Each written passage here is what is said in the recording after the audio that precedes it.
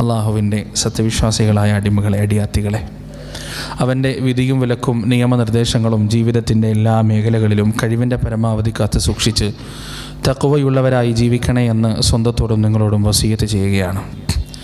നശ്വരമായ ഈ ലോക ജീവിതത്തിൻ്റെ ഓരോ നോക്കുകൾക്കും വാക്കുകൾക്കും അള്ളാഹുവിൻ്റെ കോടതിയിൽ ഉത്തരം പറയേണ്ടതുണ്ടെന്നും നാളിതുവരെ സമ്പാദിച്ച സമ്പാദ്യങ്ങൾക്കോ സന്താനങ്ങൾക്കോ സ്നേഹബന്ധങ്ങൾക്കോ സ്ഥാനമാനങ്ങൾക്കോ സമൂഹങ്ങൾക്കോ സംഘടനകൾക്കോ സൽപ്പേരുകൾക്കോ അള്ളാഹുവിൻ്റെ കോടതിയിൽ നമ്മെ തുടക്കുവാനോ നമുക്ക് വേണ്ടി ശുപാർശ ചെയ്യുവാനോ നമ്മുടെ തെറ്റുകുറ്റങ്ങൾ ഏറ്റെടുക്കുവാനോ സാധിക്കുകയില്ല എന്നും സ്നേഹത്തിൻ്റെ ഭാഷയിൽ എന്നെയും നിങ്ങളെയും ഓർമ്മിപ്പിക്കുകയാണ്. ഒരു കൊതുക് വന്നിട്ട് നമ്മുടെ കയ്യിൻ്റെ പുറത്തിങ്ങനെ ഇരുന്നാൽ, അത് നമ്മളെ കടിക്കാൻ തുടങ്ങിയാൽ നമ്മൾ ആ കൊതുകിനെ അടിക്കും, അതിനെ കൊല്ലും. അതിന് നമുക്ക് പ്രത്യേകിച്ചൊരു വികാരമോ അല്ലെങ്കിൽ ഒരു പശ്ചാത്താപമോ ഒരു മനപ്രയാസം ഒന്നും ഉണ്ടാവാറില്ല. വളരെ ലാഘവത്തോടു കൂടി സാധാരണഗതിയിൽ നമ്മൾ ചെയ്യുന്ന ഒരു സംഗതിയാണത്. എന്നാൽ ഇന്ന് മനുഷ്യനെ കൊല്ലാനും ആ ലാഘവം മാത്രമേ ഉള്ളൂ എന്നതാണ്.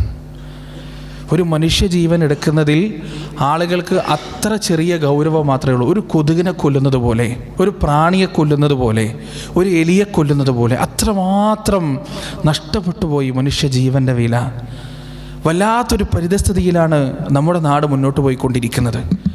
രക്തം, രാവിലെ പത്രം വായിക്കുമ്പോൾ അല്ലെങ്കിൽ വാർത്ത കേൾക്കുമ്പോൾ രക്തം ഇങ്ങനെ മരവിച്ചു പോകുമാറ് ഭീകരവും ഭയാനകവുമായ വാർത്തകളാണ് ദിനേന നമ്മൾ കേട്ടുകൊണ്ടിരിക്കുന്നത്. മനസാക്ഷിയും കണ്ണിൽ ചോരയും കരുണയും വാത്സല്യവും സ്നേഹവും മനുഷ്യത്വവും വറ്റിപ്പോയ ഒരുപറ്റം രാക്ഷസന്മാർ ലോകത്തിൻ്റെ മുന്നിൽ കാഴ്ചവെച്ചുകൊണ്ടിരിക്കുന്നത് ഒരിക്കലും നീതീകരിക്കാനാവാത്ത, മനുഷ്യ മനസ്സിനൊരിക്കലും ഉൾക്കൊള്ളാനാവാത്ത വലിയ തീവ്രതകളും വലിയ ക്രൂരതകളുമാണ്. എന്ത് ചെയ്യും നമ്മൾ പ്രിയപ്പെട്ടവരെ? എന്താണ് ഇതിനൊരു പരിഹാരം? മഹാനായ റസൂൽ കരീം സല്ലല്ലാഹു അലൈഹി വസല്ലം 1400 കൊല്ലങ്ങൾക്ക് മുമ്പ് ഇതിനെക്കുറിച്ച് വളരെ വ്യക്തമായ മുന്നറിയിപ്പുകൾ നമുക്ക് നൽകിയിട്ടുണ്ട് എന്നതാണ്. ഇവിടെ നിങ്ങളൊന്ന് ആലോചിച്ച് നോക്ക്. രാത്രി ഒരാൾ ബൈക്കിൽ വീട്ടിലേക്ക് പോകുന്ന അയാളെ പിന്നിൽ നിന്ന് വണ്ടി ഇടിച്ച് തള്ളിയിടുക, എന്നിട്ട് അയാളെ വെട്ടിയതിൻ്റെ മുകളിൽ ക്രൂരമായി വീണ്ടും വീണ്ടും വീണ്ടും വെട്ടിക്കൊല്ലുക, അയാളുടെ മരണം ഉറപ്പുവരുത്തുക. ഈ വെട്ടുന്ന ആളുകൾ മനുഷ്യന്മാരാണ്. ചോരയുള്ള, നീരുള്ള, തലച്ചോറുള്ള, മിടിക്കുന്ന ഹൃദയമുള്ള, അതേ പേശികളും അതേ മാംസവുമുള്ള മനുഷ്യരാണ് ഈ വെട്ടുന്നത്. ഒരു വേള അവരൊന്ന് ആലോചിച്ചിരുന്നെങ്കിൽ ഈ പോകുന്ന മനുഷ്യന് ഭക്ഷണം വിളമ്പി വെച്ചിട്ട് അവിടെ കാത്തുക്കുന്നുണ്ടാവും വീട്ടുകാർ. അയാൾക്കുള്ള ഭക്ഷണം മേശക്ക് പുറത്ത് അവിടെ വിളമ്പി വെച്ചിട്ടുണ്ടാവും. അയാളുടെ മക്കൾക്കുള്ള മിഠായിയും അവർക്കുള്ള സ്വീറ്റ്സും വേണമെങ്കിൽ അയാളുടെ പോക്കറ്റിലുണ്ടാവും. അതുകൊണ്ടായിരിക്കും ആ മനുഷ്യൻ വീട്ടിലേക്ക് പോകുന്നുണ്ടാവുക. അയാളെ കാണാൻ വേണ്ടിയിട്ട് അയാളുടെ 2 പെൺമക്കൾ അവിടെ കാത്തിരിക്കുന്നുണ്ടാവും. ഇവരൊന്നത് ആലോചിച്ചിരുന്നെങ്കിൽ, ഒന്നവർ ചിന്തിച്ചിരുന്നെങ്കിൽ, അതിൻ്റെ തൊട്ടുപിറ്റേ ദിവസം സ്വന്തം മാതാവിൻ്റെയും ഭാര്യയുടെയും മുന്നിലിട്ടിട്ടാണ് ഒരു മനുഷ്യനെ വെട്ടി നുറുക്കി കൊല്ലുന്നത്. ആ മാതൃഹൃദയത്തിൻ്റെ വേദന ഈ വെട്ടുന്ന മനുഷ്യർ ഒന്ന് മനസ്സിലാക്കിയിരുന്നെങ്കിൽ, ഒന്നറിഞ്ഞിരുന്നെങ്കിൽ, പ്രിയതമയുടെ മുന്നിലിട്ട് ഭർത്താവിനെ വെട്ടി കൊല്ലുമ്പോൾ ആ പെണ്ണിൻ്റെ മനസ്സിൽ എത്രമാത്രം തീവ്രമായ വികാരങ്ങൾ ഉണ്ടാവും. എന്താ ജീവിതാവസാനം വരെ മറക്കാൻ പറ്റുമോ പ്രിയപ്പെട്ടവരെ? ഒരുപക്ഷെ രാഷ്ട്രീയ സംഘടനകൾ ഇവർക്ക് വലിയ ഗോപുരങ്ങൾ ഉണ്ടാക്കി കൊടുക്കുമായിരിക്കും, പഞ്ചാമൃതം കൊണ്ട് 4 നേരവും അന്നമുട്ടുമായിരിക്കും, പട്ടുവസ്ത്രങ്ങൾ നൽകുമായിരിക്കും, വലിയ വലിയ വിദ്യാഭ്യാസങ്ങളും ബിരുദങ്ങളും നേടിക്കൊടുക്കുമായിരിക്കും, വലിയ ജോലികൾ നേടിക്കൊടുക്കുമായിരിക്കും. പക്ഷേ അനാഥമാക്കപ്പെട്ട ഈ 4 പൈതങ്ങളുടെ പിതാവിൻ്റെ ഇടനെഞ്ചിലെ ചൂട് നൽകാൻ ഏത് രാഷ്ട്രീയ പാർട്ടിക്കാണ് കഴിയുക? ഏത് സംഘടനകൾക്കാണ് കഴിയുക? നിങ്ങൾ എന്തൊക്കെ നൽകിയാലും, നിങ്ങൾ മണിമാളികകൾ പണിതു കൊടുത്താലും ആ പിതാവിൻ്റെ വിയർപ്പിനാൽ ഉണ്ടാക്കപ്പെടുന്ന ചെറ്റക്കുടിയിൽ ജീവിക്കാനായിരിക്കും ഈ 4 പെൺമക്കൾ ഇഷ്ടപ്പെടുക, അല്ലെ? നിങ്ങൾ എത്ര വലിയ മുന്തിയ ആർഭാടത്തിന്റെ ഭക്ഷണം കൊടുത്താലും ആ പിതാവിന്റെ വിയർപ്പ് തുള്ളികൾ കൊണ്ട്, അധ്വാനം കൊണ്ട് നേടിയെടുക്കുന്ന കഞ്ഞിയും പയറും കുടിക്കാനായിരിക്കും ഈ 4 പെൺമക്കൾ ഇഷ്ടപ്പെടുക. എത്രയെത്ര ജീവനുകൾ അങ്ങനെ പൊലിഞ്ഞുപോയി പ്രിയപ്പെട്ടവരെ. എന്നിട്ട് ആ ഒരാൾ മരിച്ചു കഴിഞ്ഞാൽ അയാൾക്ക് രക്തസാക്ഷി പരിവേഷം നൽകിയിട്ട് നാട് നീളെ അയാളുടെ പോസ്റ്റർ ഒട്ടിക്കുക. എന്തിനാണ്? ഈ സംഘടനകൾക്കും ഈ രാഷ്ട്രീയ പാർട്ടികൾക്കും മരിച്ചുപോയ മനുഷ്യനോട് പരിതാപമുണ്ടോ? പടച്ച റബ്ബിനെ തന്നെ സത്യവും ഇല്ല, ഒരു പരിതാപവും ഇല്ല, ഒരു അനുകമ്പയും ഇല്ല. അവരുടെ പാർട്ടി വളർത്തണം, അവർക്കൊരു ഇരപരിവേഷം വേണം, അതിനുവേണ്ടി ഒരു ബിംബം മുന്നിൽ വേണം. അത് മാത്രമാണ്. അല്ലാതെ ഈ കണ്ട ആളുകൾക്ക് മരിച്ചുപോയ മനുഷ്യരോട് ദയയോ അനുകമ്പയോ പരിതാപമോ ഒന്നും ഉണ്ടാവുകയില്ല എന്ന് നമ്മൾ മനസ്സിലാക്കുക. നഷ്ടപ്പെട്ടു പോകുന്നത് സ്വന്തം മക്കൾക്കും സ്വന്തം കുടുംബത്തിനും മാത്രമാണ്. ശരിക്കും നമ്മൾ മനസ്സിലാക്കണം. ഇവിടെ അവസാനിച്ചു ഇത് രാഷ്ട്രീയ കൊലപാതകങ്ങളുടെ വിഷയം. ഇനി കുടുംബത്തിലേക്ക് എത്തിയാലോ? 2 ദിവസം മുമ്പാണ് നമ്മളൊരു വാർത്ത കാണുന്നത്. രക്തം മരവിച്ചു പോകുന്ന തരത്തിലുള്ള ക്രൂരമായൊരു വാർത്ത. വെള്ളം ചോദിച്ചതിന്റെ പേരിൽ ഉണ്ടായ ഒരു തർക്കം. ആ തർക്കം കഴിഞ്ഞ് മകൻ അടുക്കളയിലേക്ക് പോവാൻ, എന്നിട്ട് 2 ആയുധങ്ങൾ 2 കയ്യിൽ എടുത്തു വന്നിട്ട് സ്വന്തം അമ്മയുടെ സ്വന്തം മാതാവിനെ വെട്ടുകയാണ്. വെട്ടി നുറുക്കി ആ മാതാവ് താഴെ വീണിട്ട് ആ മാതാവിന്റെ രക്തം, സ്വന്തം അമ്മയുടെ രക്തം അവിടെ തളം കെട്ടി കിടന്നു. എന്നിട്ട് തിരിച്ചു നടക്കുമ്പോൾ ആ രക്തത്തിൽ വഴുതിയിട്ട് ഇവൻ വീണു പോവാൻ. എന്തിനാ പോകുന്നറിയോ? ആ പിതാവിനെ കൊല്ലാൻ വേണ്ടിയിട്ട്. 2 ദിവസം മുമ്പ് സംഭവിച്ച ഒരു ആക്സിഡന്റിൽ എഴുന്നേൽക്കാൻ കഴിയാതെ പിതാവ് അങ്ങനെ മരവിച്ചു കിടക്കാൻ, സ്വന്തം ഭാര്യ വെട്ടി നുറുക്കി കൊല്ലപ്പെടുമ്പോ ആ ഭാര്യയുടെ ദയനീയമായ നിലവിളി കേട്ടൊന്ന് എണീക്കാൻ പോലും കഴിയാതെ അപ്പുറത്ത് അയൽവാസികളെ സഹായത്തിന് വിളിക്കുന്ന പിതാവിന്റെ ശബ്ദം അടക്കുന്നതിന് വേണ്ടി, അയാളുടെ കഴുത്തിലേക്ക് കത്തിയെടുത്ത് കുത്തുന്നതിന് വേണ്ടി ഈ മകൻ വീണ്ടും പോവാൻ മാതാവിനെയും പിതാവിനെയും ക്രൂരമായി വെട്ടി നുറുക്കി. എന്നിട്ട് ആ മാതാവിന്റെ മുറിവിലേക്ക് കീടനാശിനിയുടെ വിഷം കൊണ്ടുവന്നൊഴിച്ച് മരണം ഉറപ്പിക്കുന്ന മക്കൾ, ആ മക്കളുടെ വാർത്തകൾ മനസ്സില്ലാ മനസ്സോടെ ഞാനും നിങ്ങളും വായിക്കുന്ന ഒരു കാലഘട്ടം. നൊന്തുപറ്റ സ്വന്തം പൈതലിനെ പാറമടക്കിൽ കാമുകന്റെ കൂടെ ജീവിക്കാൻ വേണ്ടി വലിച്ചെറിഞ്ഞ് കൊലപ്പെടുത്തുന്ന മാതാക്കളുടെ കഥകൾ പത്രമാധ്യമങ്ങളിൽ ഞാനും നിങ്ങളും വായിക്കുന്ന കാലഘട്ടം. സ്വന്തം ഭാര്യയെയും മക്കളെയും വിഷം കൊടുത്ത് കൊന്നിട്ട് കാമുകിയുടെ കൂടെ ജീവിക്കാൻ മാത്രം ഹൃദയത്തിന് കട്ടിയുള്ള മനക്കട്ടിയുള്ള ഭർത്താക്കന്മാരുടെ വാർത്തകൾ നാം വായിക്കുന്ന കാലഘട്ടം കൊലപാതകങ്ങൾ കൊണ്ട് നിറഞ്ഞിരിക്കുന്നു. തുടക്കത്തിൽ ഞാൻ പറഞ്ഞല്ലോ, ഒരു കൊതുകിന്റെ വില പോലും ഇല്ലാതെ മനുഷ്യപുത്രൻ കൊല്ലപ്പെട്ടുകൊണ്ടിരിക്കുന്ന കാലഘട്ടം. പ്രിയപ്പെട്ടവരെ, ഇസ്ലാം വലിയ പവിത്രതയാണ് മനുഷ്യജീവന് നൽകുന്നത്, വലിയ പവിത്രതയാണ് നൽകുന്നത്. നമുക്ക് സൂറത്തുൽ ഇസ്രായിൽ നമുക്ക് കാണാൻ കഴിയും, അല്ലാഹു പറയാണ്, വലാ തഖ്തുലൂ أولادكم خشية إملاق نحن نرزقهم وإياكم إن قتلهم كان خطأ كبيرا. നിങ്ങളുടെ സന്താനങ്ങളെ ദാരിദ്ര്യം ഭയന്നുകൊണ്ട് ഒരിക്കലും കൊന്നുകളയരുത്, അവരുടെ ജീവൻ എടുത്തു കളയരുത്. നഹ്നു നർസുഖുകും വഇയ്യാഹും, അവർക്കും ഭക്ഷണം നൽകുന്നത് നിങ്ങൾക്കും ഭക്ഷണം നൽകുന്നത് നാമാണ്. ഇന്ന ഖത്ലഹും കാന ഖിത്അൻ കബീറാ, നിശ്ചയം അവരുടെ കൊലപാതകം വലിയ പാപം തന്നെയാണ്, വലിയ തിന്മ തന്നെയാണ്. അല്ലാഹു പറയുന്നു, വലാ തഖ്തുലുൻ നഫ്സല്ലതി ഹറമല്ലാഹു ഇല്ലാ ബിൽ ഹഖ്. അല്ലാഹു പരിശുദ്ധിപ്പെടുത്തിയ ഒരു മനുഷ്യന്റെ ജീവനെ നിങ്ങൾ ഒരിക്കലും അപഹരിച്ചു പോകാൻ പാടില്ല. വമൻ ഖുതില മദ്ലൂമൻ ഫഖദ് ജഅൽനാ ലിവലിയിഹി സുൽത്താനാ, ആരെങ്കിലും ആക്രമിക്കപ്പെട്ട രീതിയിൽ കൊല്ലപ്പെടുകയാണെങ്കിൽ അവരുടെ കുടുംബത്തിന്, അയാളുടെ കുടുംബത്തിന് നാം തീർച്ചയായും അധികാരം കൊടുത്തിട്ടുണ്ട്, സ്വാതന്ത്ര്യം കൊടുത്തിട്ടുണ്ട്. ഫലാ യുസ്രിഫ് ഫിൽ ഖത്ൽ, അതുകൊണ്ട് കൊല നിങ്ങൾ ചെയ്യരുത്, കൊലപാതകം നടത്തരുത്, നിങ്ങൾ രക്തം ചിന്തരുത്. എത്രയോ സ്ഥലങ്ങളിൽ അല്ലാഹു സുബ്ഹാനഹു വ തആല പറഞ്ഞിരിക്കുന്നു. കൊലപാതകവുമായി ബന്ധപ്പെട്ട് 10 വിഷയങ്ങൾ നമ്മൾ മനസ്സിലാക്കേണ്ടതുണ്ട്. അതിൽ ഒന്നാമത്തെ വിഷയമാണ് പരിശുദ്ധ ഖുർആനിൽ അല്ലാഹു സുബ്ഹാനഹു വ തആല ശക്തമായി താക്കീത് ചെയ്ത വിഷയമാണ് അന്യായമായ രീതിയിൽ ഒരു മനുഷ്യന്റെ ജീവൻ എടുത്തു കളയുക എന്നുള്ളത്, അന്യായമായ രീതിയിൽ ഒരു മനുഷ്യന്റെ രക്തം ചിന്തുക എന്നുള്ളത്. രണ്ടാമത്തെ വിഷയം എന്താണ് പ്രിയപ്പെട്ടവരെ? കൊലപാതകത്തെ അല്ലാഹു എണ്ണിയിട്ടുള്ളത് സബ്ഉൽ മൂബിഖാത്തിലാണ്, വലിയ പാപത്തിലാണ്, മഹാപാപത്തിലാണ്. റസൂലുള്ളാഹി സ്വല്ലല്ലാഹു അലൈഹി വസല്ലം പറയുന്നു, ഇജ്തനിബു സബ്ഉൽ മൂബിഖാത്ത്, നിങ്ങൾ 7 പാപങ്ങളിൽ നിന്ന് വിട്ടുനിൽക്കണം, മാറി നിൽക്കണം. ഖാലു യാ റസൂലല്ലാഹ്, റസൂലിനോട് ചോദിക്കപ്പെട്ടു, വമാ ഹുൻ, എന്തൊക്കെയാണ് ആ പാപങ്ങൾ? ഖാൽ, പ്രവാചകൻ എണ്ണി പറഞ്ഞു കൊടുക്കുകയാണ്. അശ്ശിർകു ബില്ലാഹ്, ഒന്ന് അല്ലാഹുവിന്റെ മേലെ ശിർക്ക് ചെയ്യലാണ്. വസ്സിഹ്ർ, രണ്ടാമത്തേത് മാരണമാണ്. വഖത്ത്, മൂന്നാമത്തേത് വഖത്ലുൻ നഫ്സില്ലതി ഹറമല്ലാഹു ഇല്ലാ ബിൽ ഹഖ്, അല്ലാഹു പരിശുദ്ധി നൽകിയ, അല്ലാഹു അല്ലാഹു അനുവദിക്കാത്ത രീതിയിൽ ഒരു മനുഷ്യന്റെ ജീവനെ അപഹരിക്കലാണ് മൂന്നാമത്തത് എന്ന് റസൂലുള്ളാഹി സ്വല്ലല്ലാഹു അലൈഹി വസല്ലമ എണ്ണി പറഞ്ഞു കൊടുക്കുകയാണ് പ്രിയപ്പെട്ടവരെ. രണ്ടാമത്തെ വിഷയം കൊലപാതകം എന്നത് മഹാപാപമാണ്. മൂന്നാമത്തെ വിഷയം എല്ലാ ജീവനും വിലപ്പെട്ടതാണ്. ആത്മഹത്യയെ കുറിച്ച് വരെ പരിശുദ്ധ ഖുർആൻ സംസാരിച്ചിട്ടുണ്ട്. മറ്റുള്ളവരുടെ ജീവൻ മാത്രമല്ല, സ്വന്തം ജീവനും വിലയുണ്ട്. ആ ജീവൻ പോലും എടുക്കാനുള്ള അവകാശം ഒരാൾക്കില്ല എന്ന് പഠിപ്പിച്ച മതമാണ് പരിശുദ്ധ ഇസ്ലാം. അല്ലാഹു പറയുന്നു, വലാ തഖ്തുലൂ അൻഫുസകും ഇന്നല്ലാഹ കാന ബികും റഹീമാ. നിങ്ങൾ നിങ്ങളുടെ സ്വന്തത്തെ കൊന്നുകളയരുത്. ഇന്നല്ലാഹ കാന ബികും റഹീമാ. നിശ്ചയം അല്ലാഹു നിങ്ങളോട് അങ്ങേയറ്റം കാരുണ്യമുള്ളവനാണ്, അങ്ങേയറ്റം സ്നേഹമുള്ളവനാണെന്ന് പരിശുദ്ധ ഖുർആനിൽ അല്ലാഹു പഠിപ്പിച്ചു തരുന്നു. ഖൈബർ യുദ്ധത്തിന്റെ സമയത്ത് ഒരു മനുഷ്യൻ ധീരമായി പോരാടുകയാണ്. സ്വഹാബികൾ മുഴുവനും പറഞ്ഞു, ആ മനുഷ്യൻ സ്വർഗത്തിലാണ്, സ്വർഗത്തിലാണ്. അള്ളാന്റെ റസൂൽ പറഞ്ഞു, ആ മനുഷ്യൻ സ്വർഗത്തിലല്ല, അവൻ നരകാവകാശിയാണ്. ഇത് കേട്ടപ്പോൾ ഒരു സഹാബി ആ മനുഷ്യനെ പിന്തുടരുകയാണ്. അയാൾ എങ്ങനെ ധീരമായി യുദ്ധം ചെയ്ത് മുന്നോട്ട് പോയിക്കൊണ്ടിരിക്കുന്നു. പെട്ടെന്ന് അയാളുടെ 4 വിരലുകളും മുറിക്കപ്പെടുകയാണ്. അയാൾക്ക് മാരകമായ ഒരു മുറിവ് ശരീരത്തിനേൽക്കുകയാണ്.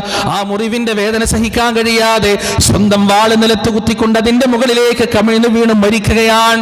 ആ സമയത്ത് ആ സഹാബി റസൂലിന്റെ അടുത്ത് വന്നിട്ട് തിരിച്ചു പറയുന്നു, അഷ്ഹദു അന്നക റസൂലുള്ളാഹ്, അല്ലാഹുവിന്റെ റസൂലേ, അങ്ങ് പ്രവാചകനാണെന്ന് ഞാനിതാ വീണ്ടും സാക്ഷ്യം വഹിക്കുന്നു. പ്രവാചകൻ ചോദിച്ചു, എന്താ നീ ഇങ്ങനെ പറയാൻ കാരണം? ആ മനുഷ്യൻ പറഞ്ഞു കൊടുക്കുകയാണ്, സഹാബി പറഞ്ഞു കൊടുക്കുകയാണ്, റസൂലേ, എല്ലാവരും സ്വർഗവാസിയാണെന്ന് വിചാരിച്ച ഒരു മനുഷ്യനെ പറ്റി അങ്ങ് ജഹന്നമിന്റെ അഹ്ലുകാരനാണെന്ന് പറഞ്ഞില്ലേ, നരകാവകാശിയാണെന്ന് പറഞ്ഞില്ലേ. ആ നരകാവകാശിയാവാനുള്ള കാരണം എന്താണെന്ന് എന്റെ കണ്ണുകൊണ്ട് സാക്ഷ്യം വഹിച്ചിട്ടാണ് റസൂലേ ഞാൻ വരുന്നത്. അയാളതാ ആത്മഹത്യ ചെയ്തിരിക്കുകയാണ്. ആത്മഹത്യ ചെയ്തപ്പോ അയാൾ നരകത്തിലാണെന്ന് റസൂല് പറയാതെ തന്നെ ഈ സ്വഹാബിക്ക് ബോധ്യപ്പെട്ടു. കാരണം അത്രമാത്രം ഗൗരവത്തിൽ റസൂലുള്ളാഹി സ്വല്ലല്ലാഹു അലൈഹി വസല്ലം പഠിപ്പിച്ചു കൊടുത്തിട്ടുണ്ട് ആത്മഹത്യ പാപമാണ് എന്ന്. പ്രിയപ്പെട്ടവരെ, നാലാമത്തെ വിഷയം നമ്മൾ മനസ്സിലാക്കേണ്ടത്, വർഗീയ കലാപകങ്ങൾക്കോ അല്ലെങ്കിൽ കൊലപാതക പരമ്പരകൾക്കോ തിരികൊളുത്തുന്നവർ പലപ്പോഴും പല ആശയങ്ങളുടെയും ആദർശങ്ങളുടെയും പേരിലാണ് അവരത് ചെയ്യുക. അങ്ങനെ കലാപങ്ങൾക്ക്, ഈ നാട്ടിൽ കലാപം ഉണ്ടാവും, വലിയ പണിയൊന്നുമില്ല പ്രിയപ്പെട്ടവരെ, വലിയ അധ്വാനമൊന്നുമില്ല, ഒരു ചെറിയ തീപ്പൊരി മതി. നിങ്ങൾ കണ്ടിട്ടില്ലേ, ഒരു കാട് മുഴുവൻ കത്തി നശിക്കാൻ, 10,000-കണക്കിന് മൃഗങ്ങൾ ചത്തൊടുങ്ങാൻ, കത്തിക്കരിയാൻ കാരണമാകുക മുളകൾ തമ്മിൽ ഉലഞ്ഞിട്ടുള്ള ചെറിയ തീപ്പൊരികളായിരിക്കും. അതുപോലെ ഒരു നാട് മുഴുവൻ കുട്ടിച്ചോറാവാൻ, 1000 മരിച്ചു വീഴാൻ, 1000 മാതാക്കളെയും പിതാക്കളെയും നഷ്ടപ്പെട്ടു പോകാൻ ഒരു ചെറിയ തീപ്പൊരി മതിയാകും. ഒരാളുടെ അപക്വമായ വിവേകമില്ലാത്ത ഒരൊറ്റ പ്രവർത്തനം മതിയാകും. ആ പ്രവർത്തനത്തിന് കാരണക്കാരനായവൻ, അവൻ ചെയ്തത് എത്ര ചെറിയ പ്രവർത്തനമാണെങ്കിലും പ്രിയപ്പെട്ടവരെ, അവിടെ നടക്കുന്ന കൊലപാതകങ്ങളുടെ കണക്കുകൾ, അവിടെ ചിന്തപ്പെടുന്ന മനുഷ്യരക്തത്തിന്റെ ഉത്തരവാദിത്വം ആ മനുഷ്യൻ പടച്ചോന്റെ മുന്നിൽ ഏറ്റുപറയേണ്ടി വരുമെന്ന കാര്യത്തിൽ യാതൊരു സംശയവുമില്ല. അങ്ങനെ നമുക്ക് പഠിപ്പിച്ചു തന്നിട്ടുണ്ട് പരിശുദ്ധ ഖുർആൻ. ആദം അലൈഹിസ്സലാത്തു വസ്സലാമിന്റെ 2 മക്കൾ തമ്മിൽ നടന്നൊരു ഷണ്ട. എന്താണ് ഇതിന്റെ കാരണം? പരിശുദ്ധ ഖുർആൻ നമുക്ക് പറഞ്ഞു തരുന്നു, വത്ലു അലൈഹിം നബഅ ബനീ ആദമ ബിൽ ഹഖ് ഇദ് ഖറബാ ഖുർബാനാ. ആദമിന്റെ 2 മക്കളുടെ കാര്യം റസൂൽ അവർക്ക് ഓതിക്കൊടുക്കുക. അവർ 2 പേരും ഒരു ഖുർബാന നടത്തിയപ്പോ, ബലി നടത്തിയപ്പോ, ഫതുഖബ്ബില മിൻ അഹദിഹിമാ വലം യുതഖബ്ബൽ മിനൽ ആഖർ, ഒരാളിൽ നിന്ന് പടച്ചോനത് സ്വീകരിച്ചു, ഒരാളിൽ നിന്ന് സ്വീകരിച്ചിട്ടുമില്ല. സ്വീകരിക്കാത്ത ആൾ സ്വീകരിക്കപ്പെട്ട ആളോട് പറയുകയാണ്, ഖാല ല അഖ്തുലന്നക, ഞാൻ നിന്നെ കൊന്നുകളയും. എന്താണ് കാരണം? അസൂയയാണ്. ലോകത്തുള്ള പല കൊലപാതകങ്ങൾക്കും കാരണം അസൂയയാണ്. രാഷ്ട്രീയ കൊലപാതകങ്ങൾക്ക് കാരണം അസൂയ തന്നെയാണ്. ആദർശത്തിന്റെ വടിവ് കൊണ്ടൊന്നുമല്ല, ആദർശത്തിന്റെ ധീരത കൊണ്ടൊന്നുമല്ല രാഷ്ട്രീയക്കാർ പരസ്പരം കൊലപാതകം നടത്തുന്നത്. അസൂയയാണ്. എന്റെ പാർട്ടിയേക്കാൾ അവന്റെ പാർട്ടി വളരാൻ പാടില്ല, ഞങ്ങൾക്കുണ്ടാവാത്ത നേട്ടം അവർക്കുണ്ടാവാൻ പാടില്ല എന്ന ചിന്ത മാത്രമാണ് പ്രിയപ്പെട്ടവരെ കരുണയില്ലാത്ത കൊലപാതകങ്ങളിലേക്ക് മനുഷ്യരെ നയിക്കുന്നതെന്ന കാര്യത്തിൽ യാതൊരു സംശയവുമില്ല. മനുഷ്യവംശത്തിലെ ആദ്യത്തെ കൊലപാതകം നടന്നതും അങ്ങനെ തന്നെയാണ്. ഖാല ല അഖ്തുലന്നക, ഞാൻ നിന്നെ കൊല്ലുക തന്നെ ചെയ്യും.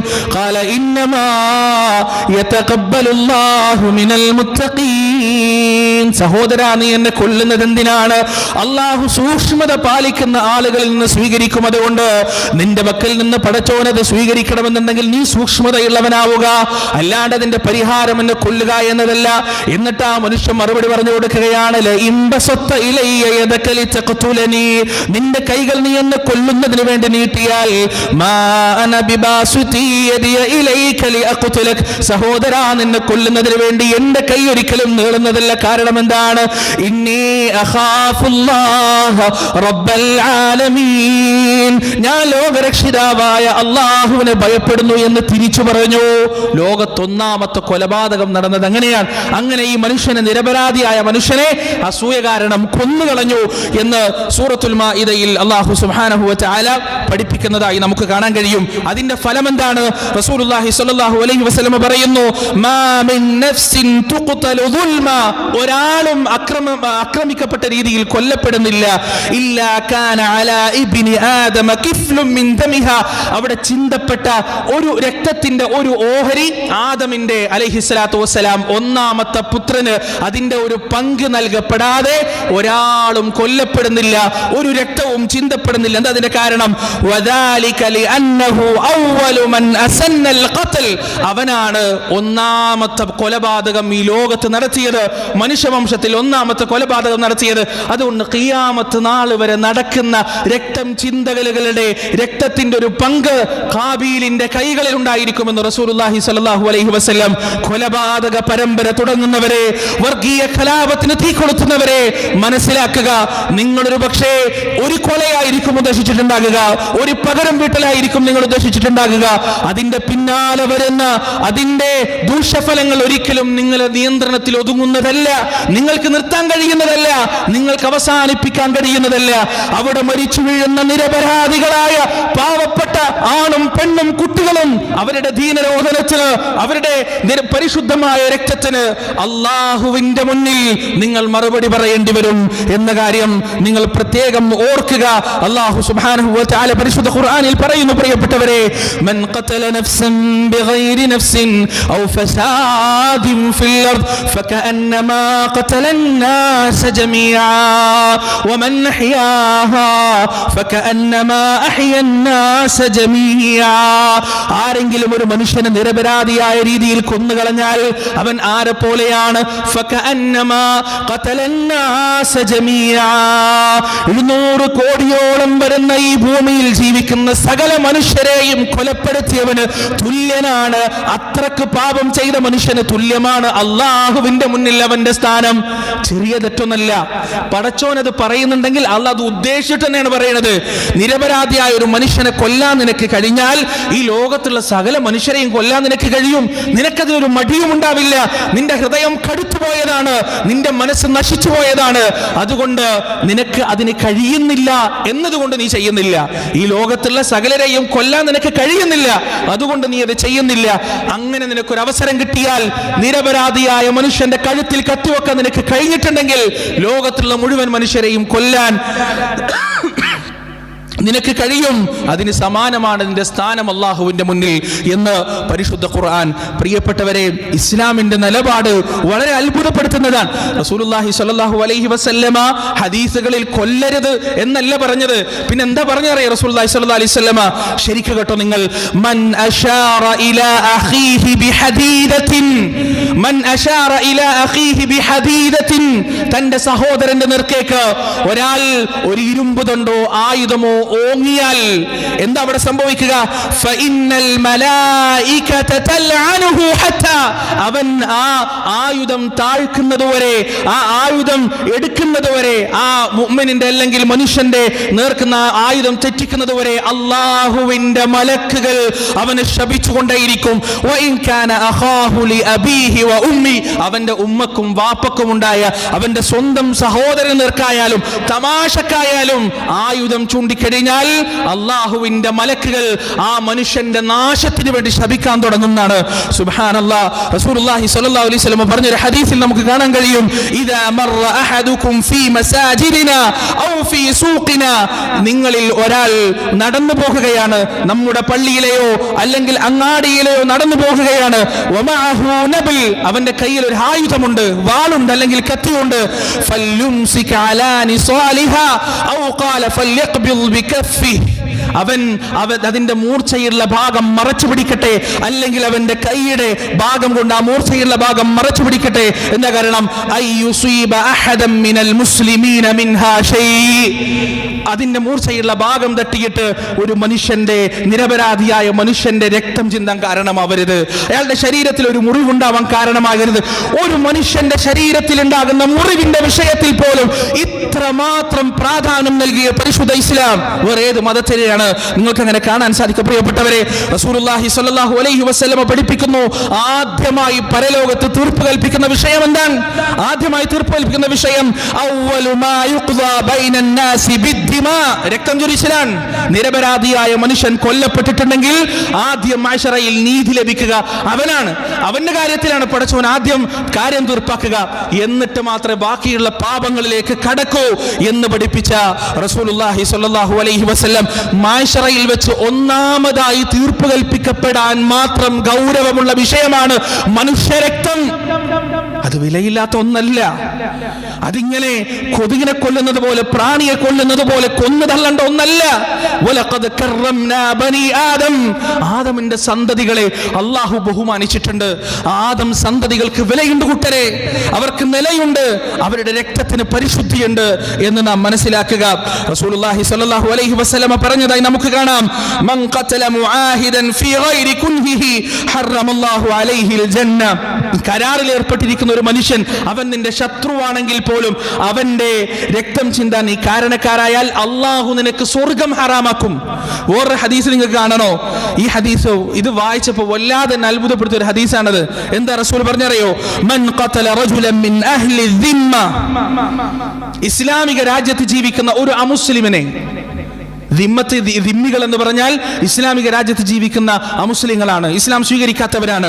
മൻ ഖതല റജുലൻ മിൻ അഹ്ലി ദിമ്മ, ആരെങ്കിലും ഒരു ദിമ്മിയെ കൊന്നുകളഞ്ഞാൽ, ഒരു അമുസ്ലിമിനെ, ഇസ്ലാമിക രാജ്യത്ത് ജീവിക്കുന്ന ഒരു അമുസ്ലിമിനെ കൊന്നുകളഞ്ഞാൽ, റസൂൽ പറയാൻ ലം യജിദ് റീഹൽ ജന്ന, അവൻ സ്വർഗ്ഗത്തിന്റെ പരിമളം പോലും ആസ്വദിക്കുകയില്ല.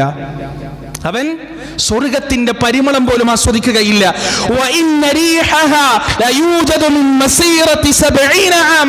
700 വർഷം വഴിദൂരത്തിൽ അടിച്ചു വീഴ്ചും സ്വർഗ്ഗത്തിന്റെ പരിമളം.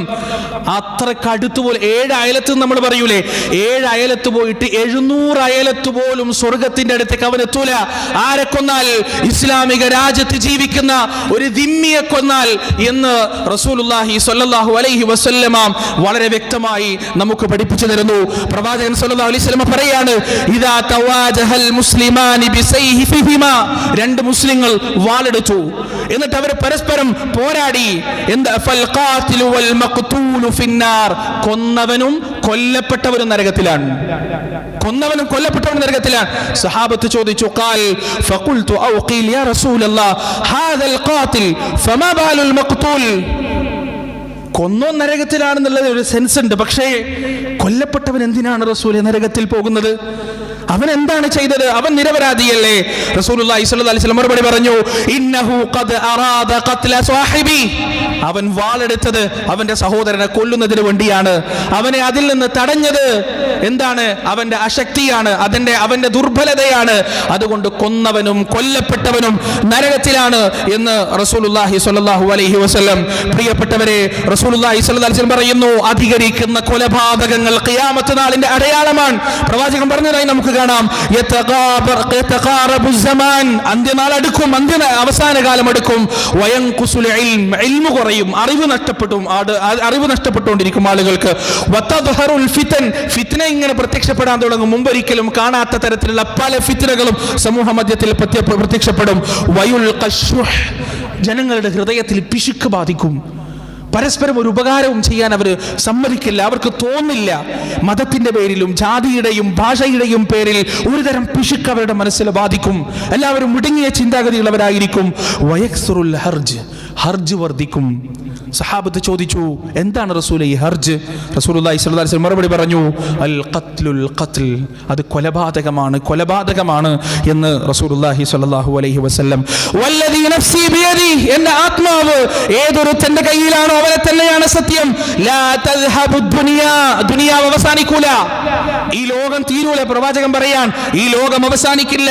ഹത്താ യഅതി അലന്നാസി യൗം, ജനങ്ങൾക്കൊരു ദിവസം വരാതെ. ആ ദിവസത്തിന്റെ പ്രത്യേകത എന്താണ്? ലാ യദ്രിൽ ഖാതിലു ഫീമ ഖതൽ വലൽ മഖ്തൂലു ഫീമ ഖുതിൽ. കൊല്ലുന്നവൻ അറിയില്ല ഞാൻ എന്തിനാ കൊല്ലുന്നത്, കൊല്ലപ്പെടുന്നവൻ അറിയില്ല ഞാൻ എന്തിനാണ് കൊല്ലപ്പെടുന്നത്. ഈ നാട്ടിൽ നടന്ന കൊലപാതകങ്ങളെ കുറിച്ച് നിങ്ങളൊന്ന് ആലോചിച്ച് നോക്ക് പ്രിയപ്പെട്ടവരെ. അവസാനം നടന്ന കൊലപാതകങ്ങൾ, ക്യാമ്പസിന്റെ അകത്ത് കുത്തേറ്റ് മരിച്ച യുവാവ്, ഒരു മാതാവിന്റെയും പിതാവിന്റെയും പ്രതീക്ഷ, ഒരു കുടുംബത്തിന്റെ അത്താണിയാവേണ്ടവൻ, ഈ നാടിന് ഈ രാഷ്ട്രത്തിന് മുതൽക്കൂട്ടാവേണ്ട ഒരു വിദ്യാർത്ഥി. ആ വിദ്യാർത്ഥി കൊല്ലപ്പെട്ട് മരിക്കുമ്പോ അവൻ അറിയില്ല എന്തിനാണ് താൻ കൊല്ലപ്പെടുന്നത്. രാത്രി ബൈക്കിൽ വീട്ടിലേക്ക് പോകുമ്പോ തട്ടിയിട്ട് ക്രൂരമായി കൊലപ്പെടുത്തുമ്പോൾ ബോധം മറയുന്നത് ആ മനുഷ്യന് മനസ്സിലായിട്ടുണ്ടാവില്ല എന്തിനാണ് താൻ കൊല്ലപ്പെട്ടത്. രാത്രി വീട്ടിൽ ചായ കുടിക്കാൻ തയ്യാറാകുമ്പോൾ കൊലപ്പെടുത്തപ്പെട്ട ആ മനുഷ്യനും മനസ്സിലായിട്ടുണ്ടാവില്ല എന്തിനാണ് ഈ കൊല്ലാൻ പോകുന്നതിനറിയോ എന്തിനാണ് കൊല്ലുന്നത്. ജീവിതത്തിൽ ഇന്നുവരെ കണ്ടിട്ടില്ല, പരിചയമില്ല, ഒരു പ്രശ്നവും വ്യക്തിപരമായിട്ടില്ല, പിന്നെ എന്തിന് ഞാൻ ഇവനെ കൊല്ലണം എന്ന് ആ ആളുകൾക്കും ഒരുപക്ഷെ ചിന്തയുണ്ടായിരിക്കും. നിങ്ങളൊന്ന് ആലോചിച്ച് നോക്ക്. കൊല്ലപ്പെടുന്നവന് ഞാൻ എന്തിനു കൊല്ലപ്പെടുന്നു അറിയില്ല, കൊല്ലുന്നവന് ഞാൻ എന്തിനും കൊല്ലുന്ന അറിയില്ല. കൊതുകിനെയും പ്രാണിയെയും കൊല്ലുന്ന ലാഘവത്തിൽ മനുഷ്യജീവനുകൾ കൊന്ന് തള്ളപ്പെടുന്ന വല്ലാത്തൊരു കാലഘട്ടം. ആ കാലഘട്ടം അന്ത്യനാളിന്റെ അടയാളമാണ് എന്ന് റസൂലുള്ളാഹി സ്വല്ലല്ലാഹു അലൈഹി വസല്ലം പ്രവാചകൻ പറഞ്ഞു. മൻ ലഖിയല്ലാഹ ലാ യുശ്രികു ബിഹി ഷൈആ, ആരെങ്കിലും അല്ലാഹുവിനെ കണ്ടുമുട്ടിയാൽ ശിർക്ക് ചെയ്യാത്ത രൂപത്തിൽ, ലം യതനദ്ദബിദ മിൻ ഹറാം, അനാവശ്യമായ രീതിയിൽ ഒരാളെയും കൊല്ലാതെ രക്തം ചീന്താതെ ഒരാൾ അല്ലാഹുവിനെ കണ്ടുമുട്ടിയാൽ ദഖലൽ ജന്ന, അവൻ സ്വർഗത്തിൽ പ്രവേശിച്ചു, അവന് സ്വർഗം കിട്ടിയതാണ്. അല്ലാഹു സുബ്ഹാനഹു വ തആല മനുഷ്യജീവനുകളുടെ വില മനസ്സിലാക്കാൻ നമുക്ക് തൗഫീഖ് നൽകുമാറാകട്ടെ. കാരുണ്യം വറ്റിപ്പോകുന്ന കാട്ടാളന്മാരുടെ കരാളഹസ്തങ്ങളിൽ നിന്ന് റബ്ബ് നമ്മുടെ നാടിനെയും സമൂഹത്തെയും രാഷ്ട്രത്തെയും കാത്തുരക്ഷിക്കുമാറാകട്ടെ. അനാഥമാക്കപ്പെട്ടു പോകുന്ന ബാല്യങ്ങൾക്ക് പടച്ചവൻ അത്താണിയും അവലംബവും നൽകട്ടെ. വനസ്തഗ്ഫിറുല്ലാഹ ലി വലക്കും വഅൻ ജമീഇൽ മുസ്ലിമീന അജ്മഈൻ വനസ്തഗ്ഫിറൂഹു ഇന്നഹു ഹുവൽ ഗഫൂറുർ റഹീം.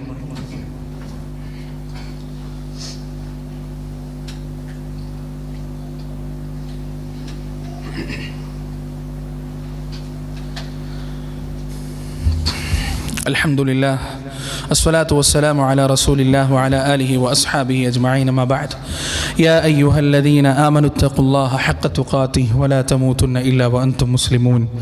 ഒരിക്കൽ കൂടി അള്ളാഹുവിനെ സൂക്ഷിച്ച് ജീവിക്കണമെന്ന് സ്വന്തത്തോടും നിങ്ങളോടും വസിയത്ത് ചെയ്യുകയാണ്. പ്രിയപ്പെട്ടവരെ, ഈ രണ്ടാമത്തെ ഖുതുബയിൽ വളരെ പ്രധാനപ്പെട്ട ഒരു കാര്യമാണ് നിങ്ങളോട് സംസാരിക്കാനുള്ളത്. എന്താണെന്നറിയോ? രാഷ്ട്രീയ കൊലപാതകങ്ങളെ ഇസ്ലാമിൻ്റെ പേരിൽ വെച്ച് കെട്ടുന്ന മതത്തിന് അതുമായി എന്തോ വലിയ ബന്ധമുണ്ട്, അത് മതത്തിന് വേണ്ടിയുള്ളതാണ് എന്ന രീതിയിൽ വ്യാഖ്യാനിക്കുന്ന ആളുകളുണ്ട്. നിങ്ങളുടെ രാഷ്ട്രീയം എന്തുമായിക്കൊള്ളട്ടെ, അതിൽ മറുപടി പറയാനോ അഭിപ്രായം പറയാനോ ഞങ്ങളെപ്പോലുള്ളവർ ആളല്ല. എന്തോ ആവട്ടെ, അത് രാഷ്ട്രീയമായ വിഷയം. ഈ ബിംബറും അതിനു വേണ്ടിയുള്ള സ്ഥലമല്ല. പക്ഷേ നിങ്ങൾ നടത്തുന്ന കൊലപാതകങ്ങൾ ഇസ്ലാമിൻ്റെ പേരിൽ വെച്ച് കെട്ടരുത്, പരിശുദ്ധ ദീനിൻ്റെ പേരിൽ വെച്ച് കെട്ടരുത്. കാരണം പ്രതികാരം എന്നത് ഇസ്ലാം പഠിപ്പിച്ചിട്ടില്ല, എവിടെയും പഠിപ്പിച്ചിട്ടില്ല. റസൂലുള്ളാഹി സ്വല്ലല്ലാഹു അലൈഹി വസല്ലമയുടെ ജീവിതം ടെലസ്കോപ്പ് വെച്ച് നോക്കിയാലും നിങ്ങൾക്ക് പ്രതികാരം കണ്ടെത്താൻ കഴിയില്ല. പ്രവാചകന്റെ സ്വന്തം അമ്മാവനെ, സ്വന്തം മെളാപ്പയെ വെട്ടി നുറുക്കി കൊന്ന ആളുകൾ, കൊടൽമാല പുറത്തെടുത്ത ആളുകൾ, ക്രൂരമായി കൊലപ്പെടുത്തിയ ആളുകൾ, അവർ പിന്നീട് റസൂലിൻ്റെ സ്വഹാബത്തായി മാറിയിട്ടുണ്ട്. പ്രവാചകന്റെ കൂടെ അവർ ജീവിച്ചിട്ടുണ്ട്, അവരെ പ്രവാചകൻ സ്വീകരിച്ചിട്ടുണ്ട്. ഒരു പ്രശ്നം ഉണ്ടായിട്ട് 70ഓളം സ്വഹാബികളുടെ മരണത്തിന് കാരണമായ ഉഹുദ് യുദ്ധം, ആ ഉഹുദ് യുദ്ധത്തിൽ മുശ്രിക്കുകൾക്ക് നേതൃത്വം നൽകിയ അബൂ സുഫിയാൻ റളിയല്ലാഹു അൻഹു ഇസ്ലാം സ്വീകരിച്ചിട്ടുണ്ട്. റസൂലിൻ്റെ അനുയായിയായി ജീവിച്ചിട്ടുണ്ട്, അദ്ദേഹത്തിൻ്റെ മക്കൾ ഇസ്ലാം സ്വീകരിച്ചിട്ടുണ്ട്. പ്രിയപ്പെട്ടവരെ, ഇവിടെയൊന്നും നബി സല്ലല്ലാഹു അലൈഹി വസല്ലം പ്രതികാരം ചെയ്തിട്ടില്ല. സുമയ്യ റളിയല്ലാഹു അൻഹയുടെ ഗുഹ്യസ്ഥാനത്ത് കുന്തമെടുത്ത് കുത്തി ക്രൂരമായി കൊലപ്പെടുത്തിയിട്ടുണ്ട്, പ്രതികാരം ചെയ്തിട്ടില്ല. ബിലാൽ റളിയല്ലാഹു അൻഹുവിനെ അതിക്രൂരമായി മർദ്ദിച്ചിട്ടുണ്ട്, പ്രതികാരം ചെയ്തിട്ടില്ല. അമ്മാർ ഇബ്നു യാസിറിന് അതിക്രൂരമായ മർദ്ദനങ്ങൾ ഏറ്റിട്ടുണ്ട്, പ്രതികാരം ചെയ്തിട്ടില്ല. യാസിർ റളിയല്ലാഹു അൻഹുവിന് തുല്യതയില്ലാത്ത പീഡനങ്ങൾ ഏറ്റുവാങ്ങേണ്ടി വന്നിട്ടുണ്ട്, പ്രതികാരം ചെയ്തിട്ടില്ല. ഖബ്ബാബ് റളിയല്ലാഹു അൻഹുവിനെ ചുട്ടുപഴുത്ത ഇരുമ്പിന്റെ ദണ്ണ് കൊണ്ട് പൊള്ളിച്ചിട്ടുണ്ട്, മാംസവും രക്തവും ആ ഇരുമ്പിലേക്ക് പറ്റി വന്നിട്ടുണ്ട്, പ്രതികാരം ചെയ്തിട്ടില്ല. എന്തുകൊണ്ടാ? ഷണ്ഡീകരിക്കപ്പെട്ടത് കൊണ്ടല്ല, ആണത്തമില്ലാത്തത് കൊണ്ടല്ല, ചങ്കൂറ്റമില്ലാത്തത് കൊണ്ടല്ല. പ്രവാചകൻ പറഞ്ഞാൽ ചങ്ക് പറിച്ചു വരാൻ മാത്രം ധൈര്യവും പ്രാപ്തിയും ആയുധശക്തിയും മസിൽ പവറുമുള്ള സഹാബികൾ പ്രവാചകന്റെ കൂടെയുണ്ട്. പക്ഷേ റസൂലുള്ളാഹി സ്വല്ലല്ലാഹു അലൈഹി വസല്ലമ അതിന് അനുവദിച്ചിട്ടില്ല. കാരണം അത് ഇസ്ലാമികമായ രീതിയല്ല. നിങ്ങൾക്ക് ചിലപ്പോൾ ഇത് ശരിയായിട്ട് തോന്നൂലായിരിക്കും, പക്ഷെ ഇതാണ് ശരി, ഇതാണ് റസൂൽ പഠിപ്പിച്ച ശരി. പ്രതികാരം ഇസ്ലാം അനുവദിച്ചതല്ല. നിങ്ങൾ രാഷ്ട്രീയപരമായി എന്തും ചെയ്തോളൂ, രാഷ്ട്രീയപരമായി ആ കാര്യത്തെ അഭിപ്രായം പറയുന്നില്ല, അത് നിങ്ങളുടെ മനുഷ്യത്വവും നിങ്ങളും തമ്മിലുള്ള വടംവലിയാണ്. പക്ഷെ നിങ്ങൾ മതത്തിന്റെ പേരിൽ ഇതിനെ കെട്ടുവെക്കരുത്, മതത്തിന്റെ ഒരു നിറം നിങ്ങൾ ഇതിന് നൽകരുത്. കാരണം ഇസ്ലാം പരിശുദ്ധമാണ്, സമാധാനത്തിൻ്റെതാണ്, വിട്ടുവീഴ്ചയുടേതാണ്, വാത്സല്യത്തിൻ്റെതാണ്, മനുഷ്യത്വത്തിൻ്റെതാണ്, ഉമ്മയുടെയും ഉപ്പയുടെയും കണ്ണുനീര് കാണുന്നതാണ്. അനാഥ ബാല്യങ്ങൾക്ക് സ്നേഹം നൽകിയ, സംരക്ഷണം നൽകിയ, അവരുടെ കണ്ണുനീരുകൾക്ക് സ്വർണത്തെക്കാൾ വില നൽകിയ മതമാണ് പരിശുദ്ധ ഇസ്ലാം. ആ ഇസ്ലാമിന്റെ പേരിൽ ഒരു നിരപരാധിയുടെ രക്തവും നിങ്ങൾ കെട്ടിവെക്കരുത്. ആ ഇസ്ലാമിന്റെ അക്കൗണ്ടിലേക്ക് നിരപരാധിയായ ഒരു മനുഷ്യന്റെ രക്തത്തിന്റെ അക്കൗണ്ടും നിങ്ങൾ ചേർക്കരുത് എന്നാണ് നിങ്ങളോട് ദയനീയമായി അപേക്ഷിക്കാനുള്ളത്. പ്രിയപ്പെട്ടവരെ, പ്രതിരോധം ഇസ്ലാം അനുവദിച്ചിട്ടുണ്ട്. എൻ്റെ വീട്ടിലേക്ക് ഒരു വട്ടം കൊള്ള സംഘങ്ങൾ കയറി വരാൻ, എൻ്റെ ഉമ്മയെ ഉപദ്രവിക്കാൻ, എൻ്റെ അനുജത്തെ ഉപദ്രവിക്കാൻ, എൻ്റെ ഭാര്യ എൻ്റെ മക്കളെ ഉപദ്രവിക്കാൻ, അവിടെ അവരുടെ മുന്നിൽ ഞാൻ എഴുന്നേറ്റ് നിന്നിട്ടില്ല എങ്കിൽ ഞാൻ കുറ്റവാളിയാണ്, ഞാൻ തെറ്റുകാരനാണ്, അതിൽ യാതൊരു സംശയവുമില്ല. പക്ഷെ ആ കൊള്ള സംഘം എൻ്റെ വീട്ടിൽ കൊല നടത്തി അവിടെ നിന്ന് പിരിഞ്ഞുപോയി കഴിഞ്ഞാൽ, ഞാനൊരു ഇസ്ലാമിക രാജ്യത്താണ് ജീവിക്കുന്നതെങ്കിൽ പോലും ആ കൊള്ള സംഘത്തെ അന്വേഷിച്ച് അതിൽ ഉൾപ്പെടുന്ന ആളുകളെ വകവരുത്താൻ എനിക്ക് അവകാശമില്ല. എനിക്കൊരു കാര്യം ചെയ്യാൻ പറ്റുള്ളൂ, നിയമസഹായം തേടുക, ഭരണകൂടത്തിന്റെ സഹായം തേടുക, എന്നിട്ട് അന്വേഷിക്കുക, അവരെ കണ്ടെത്തുക. ഖത്ല് നടപ്പാക്കേണ്ടത്, ഖിസ്വാസ് നടപ്പാക്കേണ്ടത്, കുത്തുബ് നടപ്പാക്കേണ്ടത് ഭരണകൂടമാണ്. ഇസ്ലാമിക രാജ്യത്താണെങ്കിൽ പോലും, ഇനി അനിസ്ലാമിക രാജ്യത്താണെങ്കിലും ഒരു മുസ്ലിമിന് അക്രമം ഉണ്ടായി കഴിഞ്ഞാൽ ആ മുസ്ലിം എന്താണ് ചെയ്യേണ്ടത്? ഭരണകൂടത്തിന്റെ സഹായം, നിയമസഹായം തേടാണ് വേണ്ടത്, ഭരണഘടനയുടെ സഹായം തേടാണ് വേണ്ടത്. ഇനി നിങ്ങൾക്ക് അതിന് പറ്റുന്നില്ലേ, നിങ്ങൾക്ക് ഇവിടെ ജീവിക്കാൻ പറ്റുന്നില്ല, നിസ്കരിക്കാൻ പറ്റുന്നില്ല, നോമ്പെടുക്കാൻ പറ്റുന്നില്ല, മാങ്ക് കൊടുക്കാൻ പറ്റുന്നില്ല, മതത്തിന്റെ അനുഷ്ഠാനങ്ങളും ആചാരങ്ങളും ഒന്നും നിങ്ങൾക്ക് ചെയ്യാൻ പറ്റുന്നില്ല, അങ്ങനെ ഒരു അവസ്ഥ ഒരിക്കലും നമ്മുടെ രാജ്യത്ത് വന്നിട്ടില്ല, നമ്മുടെ നാട്ടിൽ വന്നിട്ടില്ല, വരികയുമില്ല. ഈ ഭരണഘടന നിലനിൽക്കുന്ന കാലത്തോളം, ഇവിടുത്തെ മഹാഭൂരിപക്ഷം ആളുകൾ ഇവിടെയുള്ള മതേതരത്വത്തിൽ വിശ്വസിക്കുന്ന കാലത്തോളം അങ്ങനെ ഒരു അവസ്ഥ വരികയുമില്ല ഇൻഷാ അല്ലാഹ്. അങ്ങനെ ഒരവസ്ഥ വന്നാൽ ഇവിടെ നിന്നുകൊണ്ട് ആഭ്യന്തര കലഹമുണ്ടാക്കാൻ ഇസ്ലാം നിങ്ങൾ അനുവദിക്കുന്നില്ല. നിങ്ങൾ എന്ത് ചെയ്യുക? നിങ്ങൾക്ക് ജീവിക്കാൻ കഴിയുന്ന വഴിയിലേക്ക് നിങ്ങൾ തിരിച്ചു പോവുക എന്നേ ഉള്ളൂ. ഈ നാട്ടിൽ നിന്നുകൊണ്ട് ഇവിടെ ഒരു ആഭ്യന്തര കലഹമുണ്ടാക്കാൻ ഇസ്ലാം അനുവദിക്കുന്നില്ല.